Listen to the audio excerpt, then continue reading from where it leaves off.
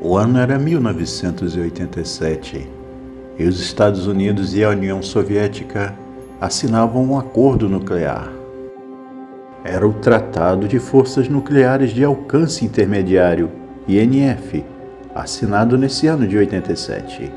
Esse acordo histórico eliminou mísseis terrestres de curto e médio alcance, marcando um passo decisivo no fim da Guerra Fria e no desarmamento nuclear. Logo mais adiante, em 1991, ocorreu o colapso do comunismo na União Soviética, levando ao fim ao regime em dezembro daquele ano. Este foi um marco de paz no mundo.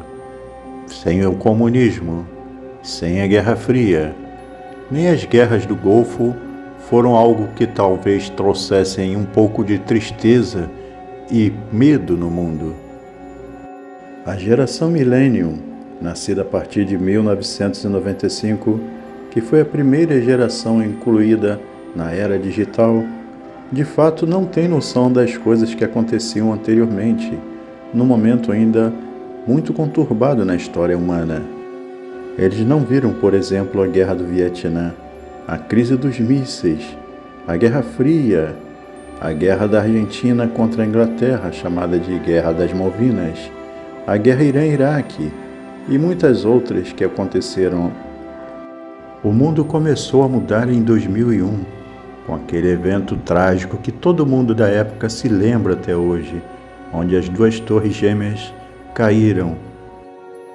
Daquele ponto marco zero em diante, as coisas começaram a ficar complicadas novamente do mundo, sobretudo com os atentados que ocorreram logo depois e muitos outros fatos que sucumbiram com a grande pandemia que aconteceu em 2020. Este foi um evento tão impactante que marcou toda a humanidade. Depois desse evento, o mundo nunca mais voltou ao que era antes, aproximadamente no ano de 2018 para trás. Tudo mudou, infelizmente para pior.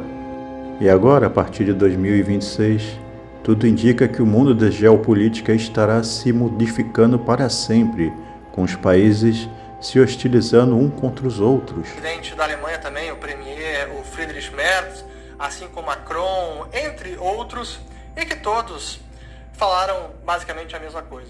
O mundo mudou, já não é mais o mesmo, é agora o mundo de Great Power Politics, ou o mundo da política das grandes potências, e o mundo baseado em regras, rules-based international order, a ordem internacional baseada em regras, também não existe mais, o que na verdade nunca existiu. O próprio, até eu lembrei do discurso do Mark Carney, que é o premier do Canadá, que também falou sobre isso em Davos, que isso sempre foi uma ficção e que os países levavam isso adiante acreditando que existia realmente uma ordem internacional baseada em regras no direito internacional, quando na verdade não existe, é uma ficção. O direito internacional, ou o mundo e as relações entre os países, entre as nações, é uma relação anárquica. Não tem uma autoridade central que pode decidir e arbitrar.